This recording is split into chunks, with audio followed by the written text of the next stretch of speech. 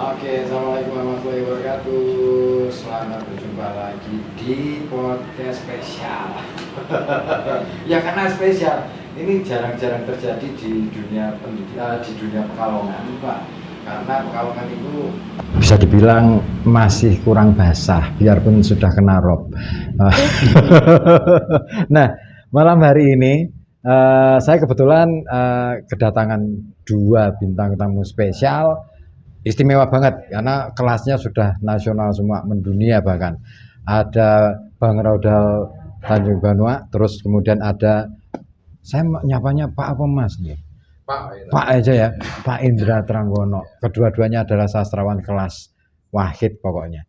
Nah, kita mau ngobrol seputar dunia sastra, kesenian dan lain sebagainya. Nanti kita akan coba elaborasi hal-hal yang berkenaan dengan kesenian terutama yang di daerah. Karena kita tahu bahwa persoalan hari ini kesenian daerah barangkali masih agak malu-malu kalau misalkan mau naik sedikit agak malu-malu. Saya kan bukan gitu loh. Nah, makanya malam hari ini kita akan ngobrol bersama dua bintang tamu kita malam hari ini. Oke, kita sapa aja dulu bintang tamu yang pertama, Bang Raudal. Selamat malam, Bang. Ya, selamat malam. Mas Gimana Ibu? Kabar? Baik. Sehat ya? Alhamdulillah. Mas Raudal ini asli mana tuh Mas? Padang saya Mas. Padang. Ora pernah peteng berarti ya.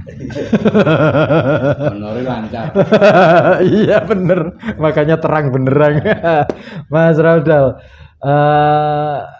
sekarang stay di Jogja. Jogja. Di di Bantul. tuan tanah dia. Weh, 700 meter. tapi wajar.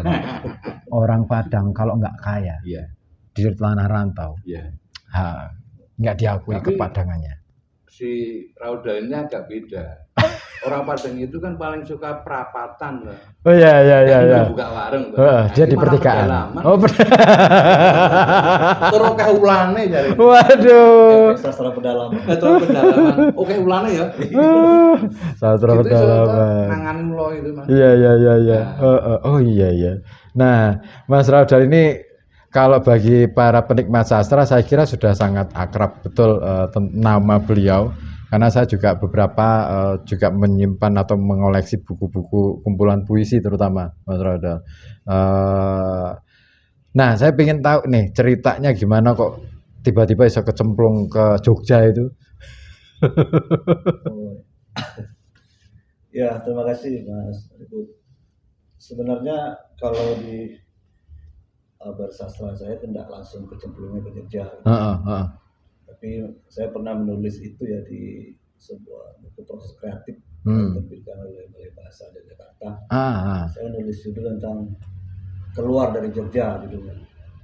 Nah, di sana saya menceritakan bahwa saya masuk ke Jogja itu ibaratnya dari pintu belakang, bukan dari pintu depan.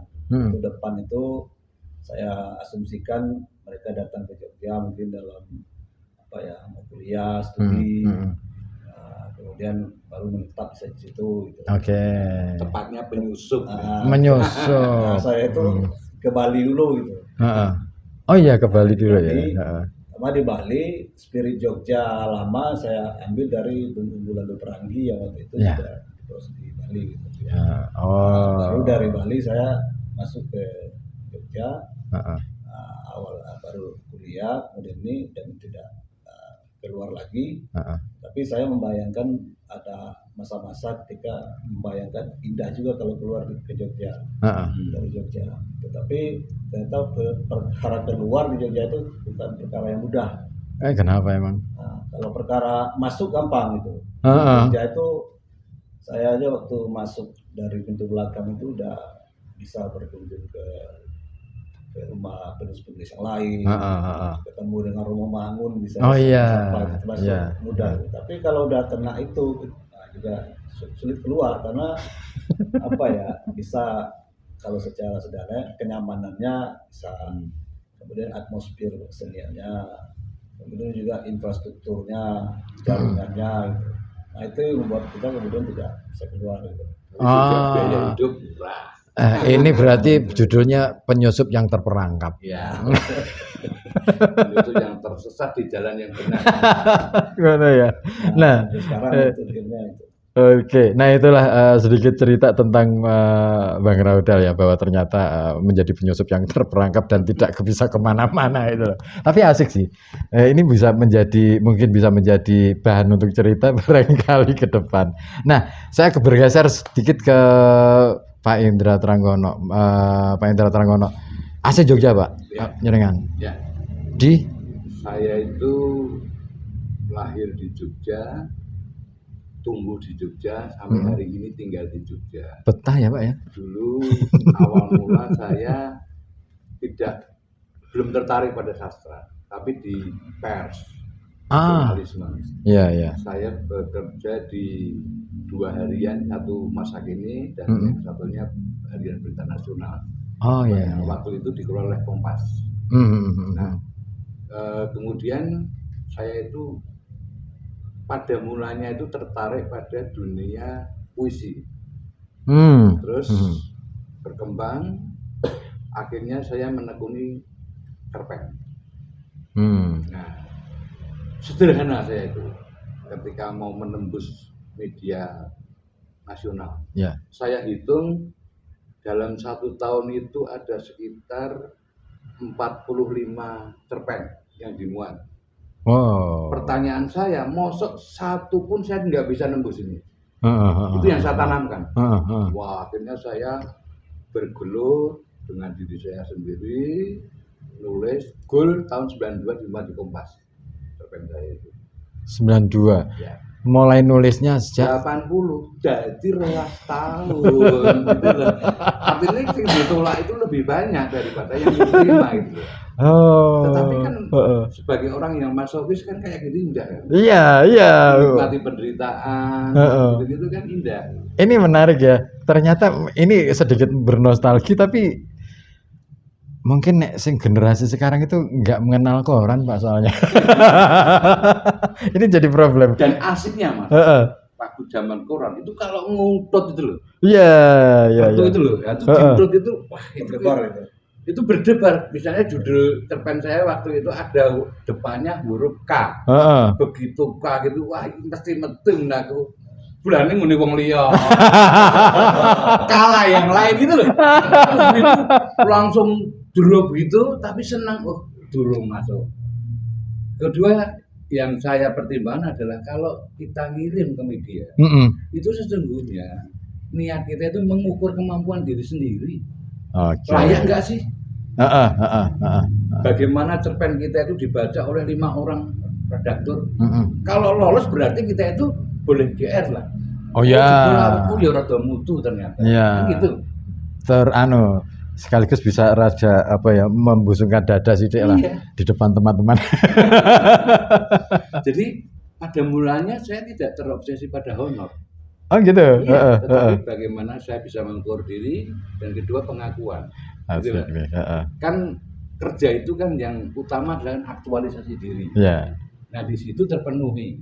Artinya kemudian tonggo teparu kuwi do ngerti Indra Tranggono bulane penulis sih.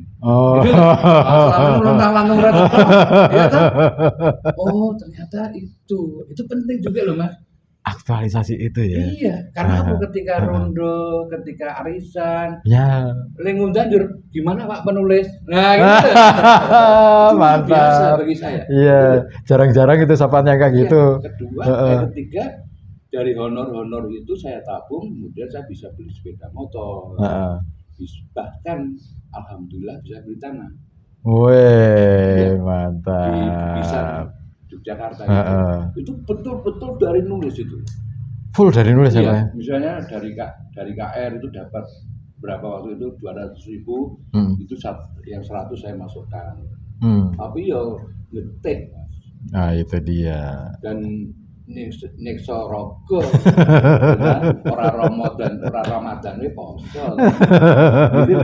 Gitu. Sekilas kayak gitu. Nah pertanyaannya sekarang, apakah teman-teman yang muda itu mau bertarung ngetik seperti itu tadi? Itu dia pertanyaan yang sebenarnya pengen saya tanyakan gitu loh.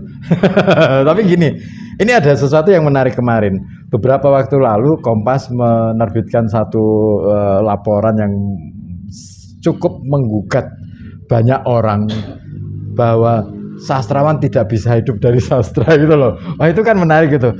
Fenomena yang bagi saya, wah ini mau memunculkan optimisme atau justru sebaliknya. Nah ini yang menjadi pertanyaan karena di satu sisi ya kita tidak bisa menutup mata ada fakta itu. Di sisi lain kita yang mungkin kados panjenengan Mas Rauda juga yang sudah getih bertahun-tahun ini kan berharap semakin hari semakin optimis gitu kan ada pencerahan di dunia sastra. Karena nah menyikapi hal itu saya ke Mas Rauda dulu. Apa sikap panjenengan? Akhirnya saya harus bicara laporan Kompas juga. Saya sebenarnya agak menghindar banyak. Terjebak berarti gini terjebak dia lewat WA nanya pendapat saya karena pertama saya melihat itu cerita lama ya benar lama yang selalu akan diulang dan berulang. Sementara saya melihat realitasnya terutama sekarang dunia sastra itu tidak sekejam itu gitu ya. Dia memberi banyak harapan, banyak prospek gitu.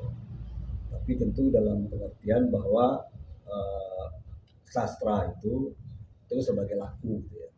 Sebagai laku seperti Mas Indra tadi kan menceritakan prosesnya itu sebagian kecil proses itu kan. Kalau itu dilakoni, efeknya itu nanti bonus-bonusnya itu tidak terduga. Ya. Betul. Itu yang menghidupinya yang itu. Iya.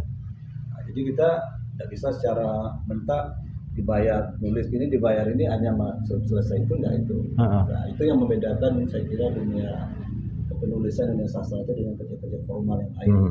Ya. Nah, dia ada efek yang kita sendiri tidak tahu dari mana datangnya. Dari acara, apa segala macam. Ya. Nah, dan kemudian juga kan bayar hidup itu seperti ceritakan Mas Indro tadi kan bukan hanya dalam bentuk materi tadi, tapi bagaimana keriangan hidup, bagaimana degup hidup itu dinikmati, itu membuat sehat. Ya kesehatan itu kan mahal. Oh mahal. Nah, jadi ya sastra itu memberi efek sedemikian kompleksnya kepada sastrawan. Jadi bisa dikatakan bahwa ya itu sudah hal yang sewajarnya gitu ya. Iya, satu paket itu semuanya. Cuman kan kalau lihat sepotong enggak bisa. Nah, itu dia. Bagi yang sudah punya apa ya istilahnya pengalaman lama gitu kan mungkin bisa dikatakan seperti itu. Problemnya kan ketika wacana ini dibaca oleh generasi selanjutnya ini kan jadi seolah-olah menjadi pentahbisan bahwa oh iya kalau begitu saya nggak mau di sinilah. Saya kira yang perlu dikoreksi adalah cara berpikirnya. Menurut saya menekuni sastra dan bagaimana bisa hidup itu dua hal yang berbeda. Yang pertama itu taruhan adalah etos kerja, etos kreatif, panggilan, komitmen nilai, bahkan jalan pena seperti seorang musasi, di mana hidup kita itu ya kita dharmakan untuk itu.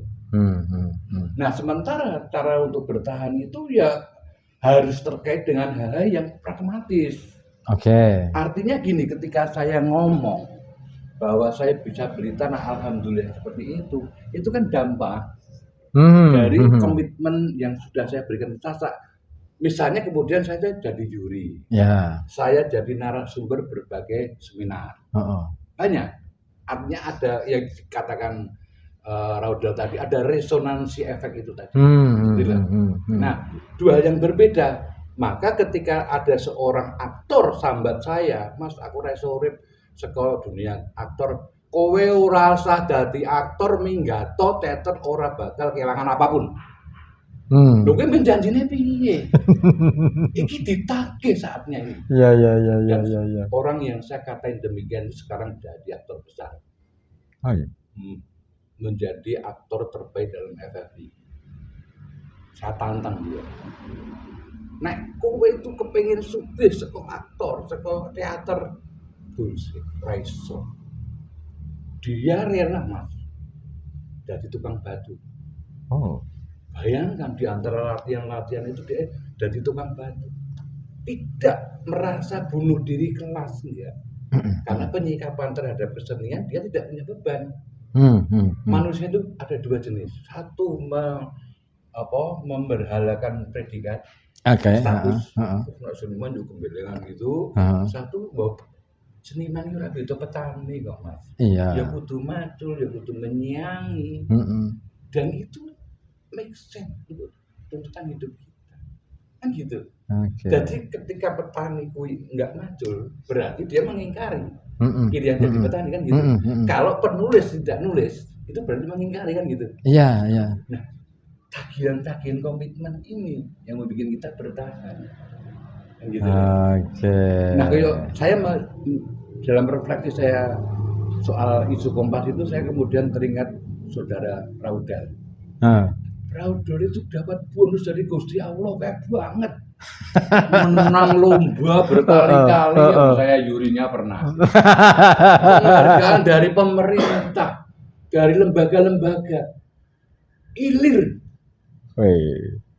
Nah itu yang disebut bonus-bonus yang terkait dengan blessing is disguise, rahmat terselubung. Nah MH ngomong, kalau Carun ngomong, Indra Tranggono, yang kowe diutus Gusti Allah menyampaikan pesan, pasti ada ongkos perangkunnya. Orang mungkin mengkosongan. Iya. Bonus-bonus itu. Iya. Artinya proses menulis karya sastra itu sangat religius. Mantap. Tidak sekedar teknis. Iya, benar. Jiwa kita nggak bisa dipaksa kok. Orang mutenan. Betul. Dan ini saya bukan mistik ya. Ketika saya menulis judul cerpen Makam Para Pembangkang, di mana saya di situ berkisah tentang perempuan yang dibunuh oleh Amangkurat. Pas jam 12 malam itu saya seperti dijejeri wong. Angin berhenti, bedun. Wah, saya gemetar waktu itu. Terus saya tanya kepada teman saya yang bisa membaca kayak gitu. Kowe kerawuan. Mergo apa? Kowe mbelani mereka. Jadi roh-roh itu sesungguhnya menyaksikan kita. Dalam konteks magic realism ya. Itu. Artinya apa? Sastra itu bermain dengan dunia roh, dunia nilai. Itu selapis di bawah nabi. Menurut saya. Nabi kan tidak mesti yang dapat wahyu loh ya. Iya, benar. Kebenaran. Semua nabi itu kan sebenarnya kan messenger, penyampai pesan. Dan penyampai pesan itu adalah intinya adalah guru. Ustadz. Tetapi bukan usaha yang di TV itu. Oh ya, kalau itu lain lagi. Bukan itu lain lagi. Kira-kira begitu, mari Bu. Oke, siap. Nah ini menarik nih. Ini semakin dalam. Ini belum apa-apa sudah dalam ini. Karena diawali dari Nggersulo itu tadi, Nggersulo tentang laporan dari Kompas yang harusnya kita. Tapi ini ya sebenarnya dari apa yang tadi kita bahas itu sebenarnya kita mau ngajak ngobrol ke teman-teman tentang semenarik apa sih sastra itu hari ini, karena ada banyak anggapan minir tentang sastra di luaran sana, di publik yang luas ini terlampau terbuai dengan apa yang kemudian muncul di permukaan belakangan, terutama media-media sosial dan lain sebagainya. Nah, ini nanti akan kita coba ulas lebih dalam lagi setelah yang satu ini.